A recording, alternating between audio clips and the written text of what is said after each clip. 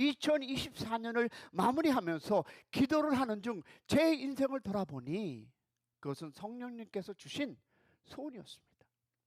여러분, 한 교회가 있습니다. 그 교회의 역사를 파고 들어가면 결국 한 사람을 만나게 됩니다. 그리고 더 들어가면 그 한 사람 마음속에 생겼던 소원을 만나고, 그 소원을 파고 들어가면 그 소원을 주신 누구를 만날까요? 성령님을 만나게 됩니다. 그리고 어떻습니까? 그래서 그 일을 하시는 분이 성령님이십니다. 할렐루야.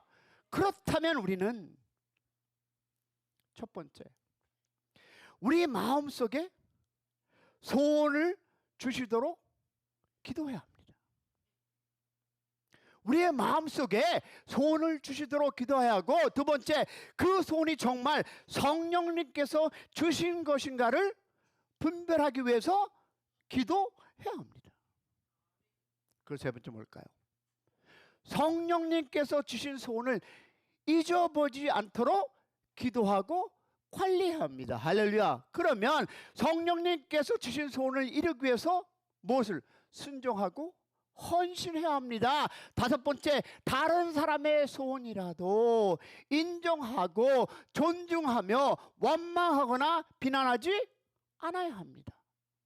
여섯 번째 뭡니까? 오히려 다른 사람의 소원을 이루도록 돕는 사역, 섬겨야 합니다. 할렐루야. 기도하며 섬겨야 합니다. 다른 사람에게 준 그 꿈과 비전이 그 한 사람을 통해서 하나님의 일을 하시는데, 그 사역에 우리가 동참하고로 끝나는 것이 아니라 섬김고 그리고 기도로. 할렐루야. 아멘이 없으십니까? 믿으십니까? 여러분, 다른 사람에게 소원을 준 그 하나님의 말씀, 그 마음을 여러분 아프게 해서는 안 된다는 것입니다.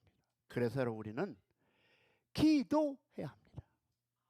여러분, 성령님께서 우리의 마음속에 무엇을 두고? 소원을 두고 행하며 하신다면 우리는 그 소원을 위해서 뭘 한다? 기도해야 합니다. 할렐루야. 만일 우리 마음속에 여러분 성령님께서 주신 소원이 없다면 그것처럼 불행한 일은 없습니다. 성령님께서 주신 그 소원이 없는 사람과 그 소원을 상실한 사람의 마음속에는 뭐가 있을까요? 자기 육신의 소원이 존재하고 마귀는 그것을 통해 역사합니다.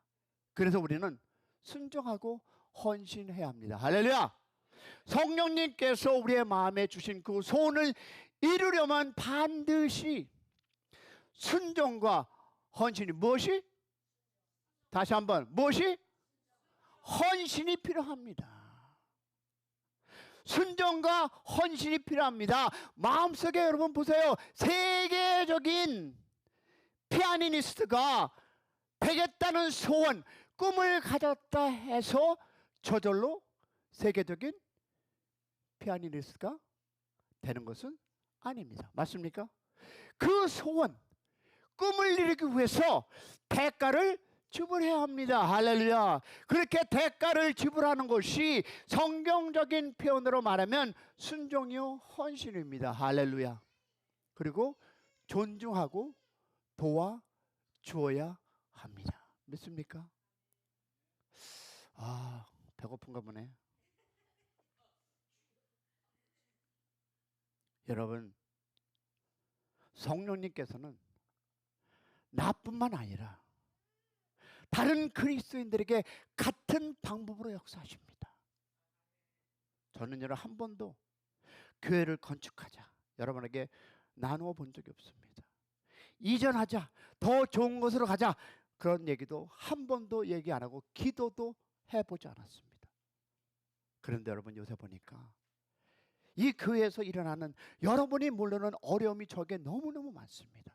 이 장소를 쓸라 해도 no, 저거를 하려 해도 no, 어린이 사역을 하려 해도 no, 어른 사역을 하려 해도 no.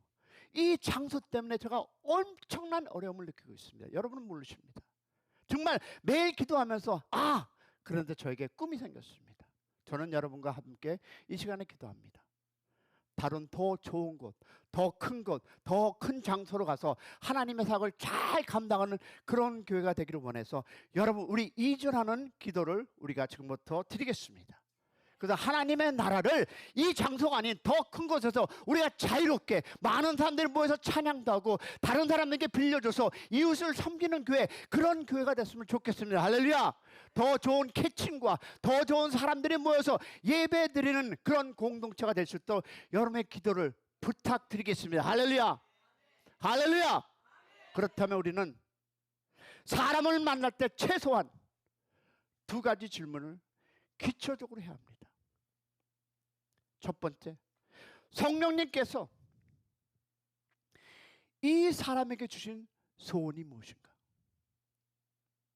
그러면 나는 어떻게 이 사람을 도울 수 있을까? 할렐루야. 우리가 어떤 사람을 존중한다는 것은 여러분, 성령님께서 그 사람에게 주신 소원을 비난하지 않고 존중하는 것이다. 믿으시면 아멘. 그래서 사역이란 여러분, 그 사람이 성령님께서 주신 그 소원을 이루도록 무엇일까요? 돕는 것입니다. 돕는 것입니다. 이 기본적인 태도가 없으면 우리는 무엇을 할까요? 원망하고, 그리고 그 원망의 함정에 빠지게 되고 우리는 손가락질하게 됩니다. 우리는 왜? 그리고 무엇을 기대해야 합니까? 여러분, 마귀는 거짓의 아버인 동시에 하나님을 흉내내는 자입니다. 그래서 여러분, 모든 영역에 가짜를 만들어서 사람을 유혹합니다. 마귀 역시 우리의 마음속 소원을 통해서 일하십니다. 할렐루야. 이것은 우리가 기도해야 할 이유와 무엇을 기도해야 하는지를 보여줍니다. 그럼 왜, 그리고 무엇을 기도해야 합니까? 성령님께서는 역사하시지만 마귀 역시 같은 방법으로 역사할 수 있기에 우리의 마음속의 소원이 성령님께서 주신 것인지를 분별하기 위해 우리는 기도해야 합니다. 할렐루야.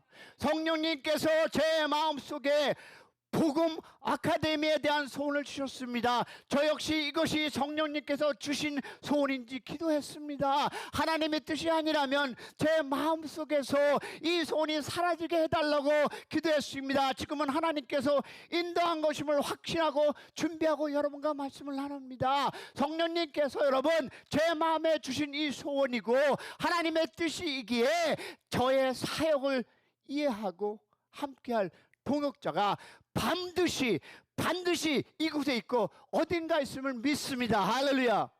할렐루야. 지금 이 자리에 말씀을 들으며 마음이 뜨거워지는 사람이 있다면 그 사람이 바로 동역자입니다. 아멘이십니까? 바울이 주는 이 복음에 대한 교훈입니다. 우리가 알다시피 여러분, 바울은 하나님께서 그 복음을 위하여 특별히 세운 사람입니다. 바울은 이 이방인에게 복음을 증거하기 위해서 어머니의 태로부터 예정된 사람이었습니다. 그리고 바울은 복음을 정리한 사람입니다. 그렇다면 우리는 바울처럼 바울을 통해서 이 복음에 대한 중요한 무엇을 교훈을 정리해 볼 수 있습니다. 첫 번째, 바울도 복음을 모르는 시절이 있었습니다. 복음을 모르던 바울이 복음을 알게 되었습니다. 그러니 어떠했다? 바울은 복음을 점점 더 깊이 알고 경험했습니다. 바울도 복음을 모르는 시절이 있었습니다. 이것은 어느 누구도 복음을 알고 태어난 사람은 없다는 것을 보여줍니다. 복음을 위하여 하나님으로부터 선택받았던 바울이었지만 상당히 오랜 시간을 동안 복음에 무지했었고요. 바울은 자신의 이 복음에 무지하다는 것조차 몰랐어요. 그런 바울이 복음을 알게 되었습니다. 복음을 알게 된 바울의 삶은 복음의 능력으로 완전히 달려졌습니다. 할렐루야. 그러나 그것이 끝이 아니었습니다. 여러분, 복음을 알게 된 것은 진정한 의미에서 시작이었습니다. 복음을 알게 된 후 바로 남은 생애 동안 그 복음을 더 깊게 아는 일에 집중했습니다. 바울이 겪은 이 과정은 모든 그리스도인들이 여러분과 내가 가는 길이기도 합니다. 그럼 복음에 무지한 사람이 오늘날 하나님의 은혜를 복음을 만나 달라졌습니다. 그리고 그 복음을 더 깊게 알아갑니다. 그 사실을 통해서 배울 수 있는 것은 신앙생활의 본질이란 평생 복음을 더 알아가는 것. 할렐루야. 여기서 우리는 또 생각해 봐야 할 것이 있습니다. 자, 하나님께서 이 바울을 복음의 사람으로 선택하시고 복음의 사람으로 맞춰 주시는 것은 바울의 생애 속에서 일어난 모든 일이 누가? 하나님께서 그를 복음의 사람으로 만드시기 위해서 필요한 과정이 있었다는 것입니다. 할렐루야. 그렇다면 여러분과 나도 하나님께서 복음의 사람으로 만들어 가시기 위해서 그 과정이 있지 없다? 있습니다. 아멘 하시면 축복이 있을지어다. 이렇게 받아들이고 여러분 생각해 보면 아주 중요한 사실을 확인합니다. 바울은 율법주의자로 반평생을 산 사람입니다. 율법주의자 중에서도 매우 열심히 있는 율법주의자였습니다. 바울은 자신의 율법주의자로 살아가기 보이기에 율법주의가 무엇인지 알고 있었고요. 복음이 얼마나 율법으로 살아가다 보니까 복음이 얼마나 가치 있는 일이었던 것을 알았습니다. 바로 율법주의자에 대한 이 해결책이 복음이었습니다. 할렐루야. 죄도 지어본 사람이 알고 조직 깡패도 해본 사람이 조직의 쓴맛을 압니다. 여러분 자신이 얼마나 바보인지 죄인인 줄 압니다. 이제 복음을 저에게 적용해 보겠습니다. 저 역시 바울처럼 상당한 기간 동안 복음에 무지한 채 아니 세상에 살아갔던 것이 얼마나 민폐였는가를 저는 깨달았고 그런 인생을 살았습니다. 그러나 1996년 11월 15일 하나님의 은혜로 어디서? 구치소에서 주님께서 저를 만나주시고 구원해 주셨습니다. 여러분 그때 저의 마음에 여러분 우리가 찬양하는 평화로다. 오직 하나님께서 주시는 그 평화, 지금도 그걸 맛보기 위해서 저는 발버둥 치고 있습니다. 그 평화가 여러분 놀라운 자유의 평화를 여러분의 인생에 주님을 알고 복음을 가질 때 여러분의 인생에 함께하리라 믿습니다. 그리고 신학 공부를 하게 되고요, 목사가 되었고 사역을 하였습니다. 그러다 어느 날 하나님 말씀을 묵상하다가 내가 달려갈 길을 주 예수의 그 사명 곧 하나님의 은혜의 복음으로 중요한 일을 마치려 함으로 나의 생명조차 조금 더 귀한 것을 여기지 아니하노라. 이 말씀은 저에게 너무나 여러분에게 너무나 익숙한 말씀입니다. 저는 이 말씀을 가지고 한때는 부흥 집회에서 설교도 많이 했습니다. 그런데 어느 날 이 말씀이 전혀 다르게 다가왔습니다. 이 말씀을 묵상한 후 저 스스로에게 던져본 질문이 있습니다. 바울은 복음을 위해서라면 자기의 생명의 그 조금도 귀한 것으로 여기지 않았는데 나는 어떠한가? 나는 과연 나의 목숨을 바쳐서 이 복음을 위해서 살아갈 것인가 할 때 저는 아니구나 라는 생각이 들었습니다. 나도 바울처럼 복음을 위해 생명을 던질 수 있을까? 이 질문에 저는 자신 있게 대답할 수가 없었습니다.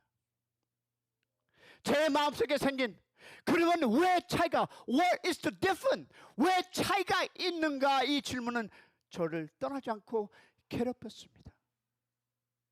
그렇게 고민을 하던 저에게 성령님께서 답을 가르쳐 주셨습니다. 그 답이 저의 마음을 아프게 했지만 그 답이 정답임을 피할 수 없는 사실입니다. 성령님께서 저에게 가르쳐 주신 답이 무엇일까요? 그것은 바울이 알고 있는 복음과 내가 알고 있는 복음이 다르다는 것이었습니다. 바울이 알고 있는 경험한 복음과 내가 알고 있는 경험한 복음이 다르다는 내용이 다르다는 의미는 아닙니다. 만약 내용이 다르다면 저는 구원받지 못했을 것입니다. 문제는 깊이가 달랐던 것이었습니다. 그 깊이의 차이가 바울과 나의 차이를 만들었다고 깨우침을 필연적으로 그때 나는 다른 질문을 한번 던져봤습니다. 그렇다면 쌤, 네가 아는 그 복음 모른다는 것이 아닌가?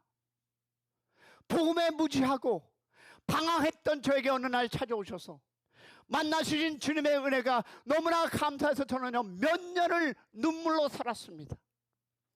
몇 달이 아니고 몇 년을 여러분 볼 때마다 기도할 때마다 눈물로 살았습니다. 주님을 그래서 증거하고 싶어서 여러분 살인자, 조직폭력배, 판사, 검사, 경찰, 술집에 일하는 마담, 아가씨 감사하면서 그래서 영어를 할 수 있어서 여러분 은혜를 그들과 나누어 그런 삶을 매일 눈이 뜨자마자 저는 그런 삶을 살았습니다.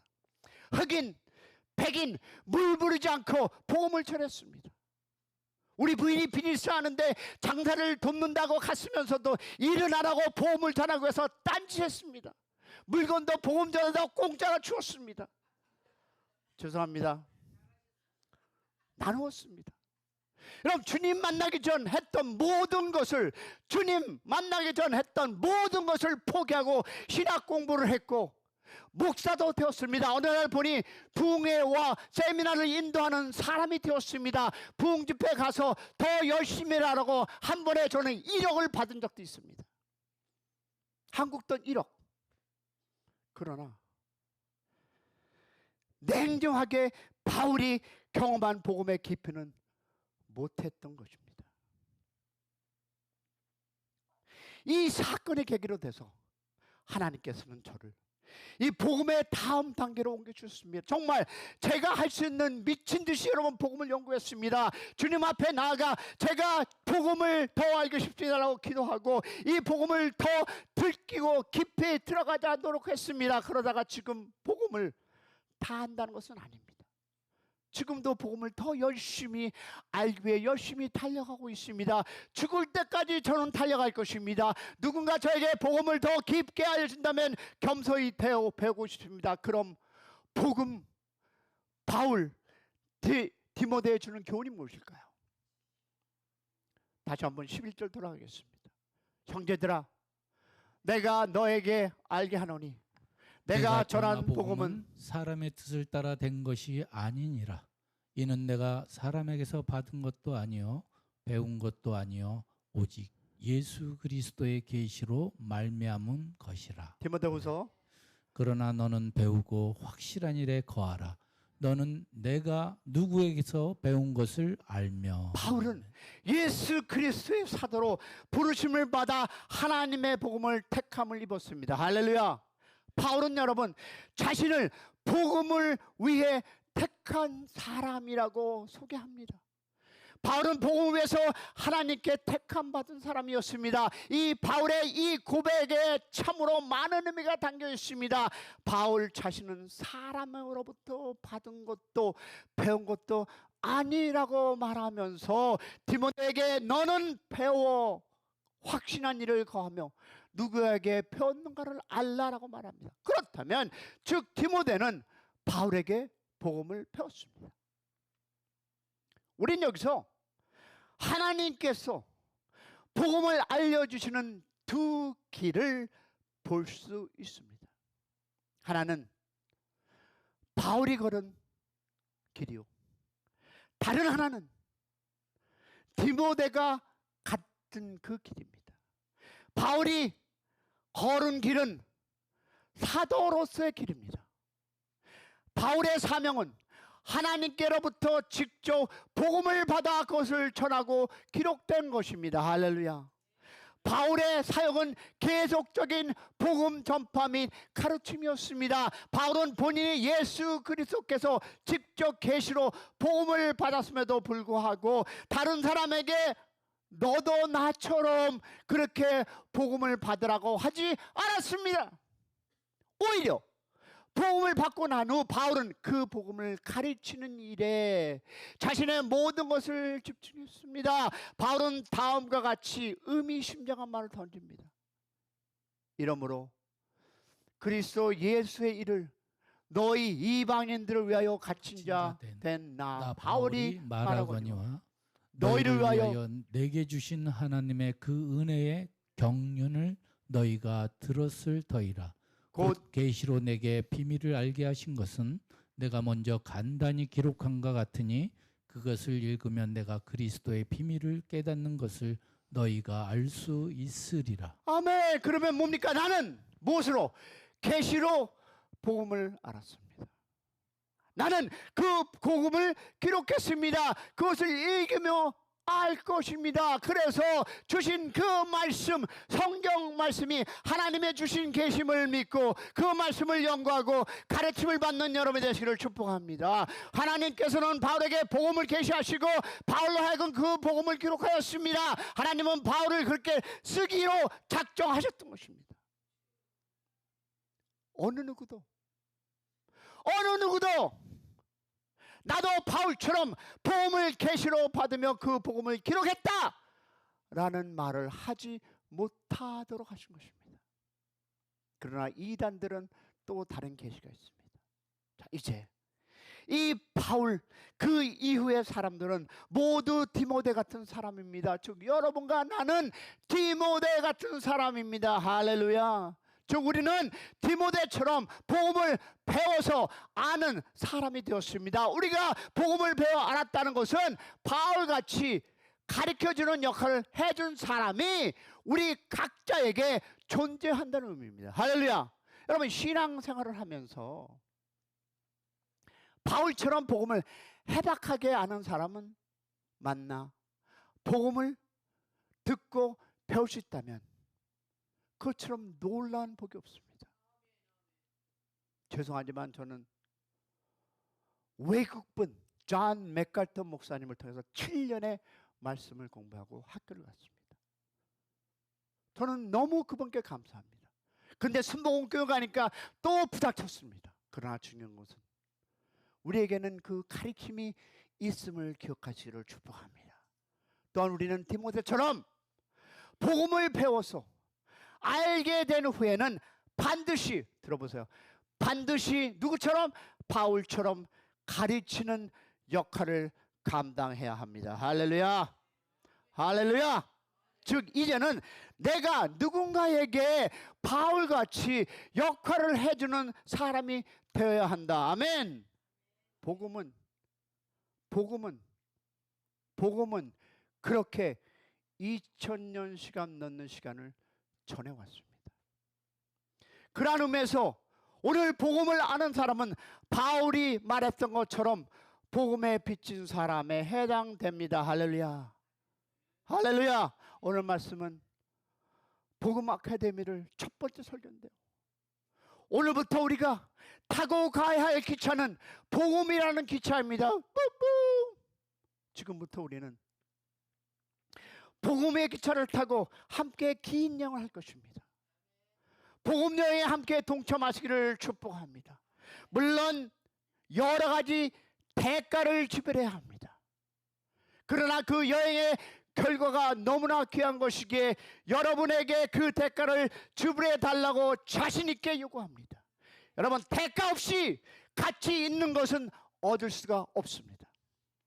복음을 더 깊게 알기 위한 일에 지불되는 대가는 결코 손해나 희생이 아니며 오히려 그 대가를 지불함으로 인해 가장 큰 이익을 얻게 됨을 믿으시기를 소망합니다. 우리 한번 기도하기 원합니다.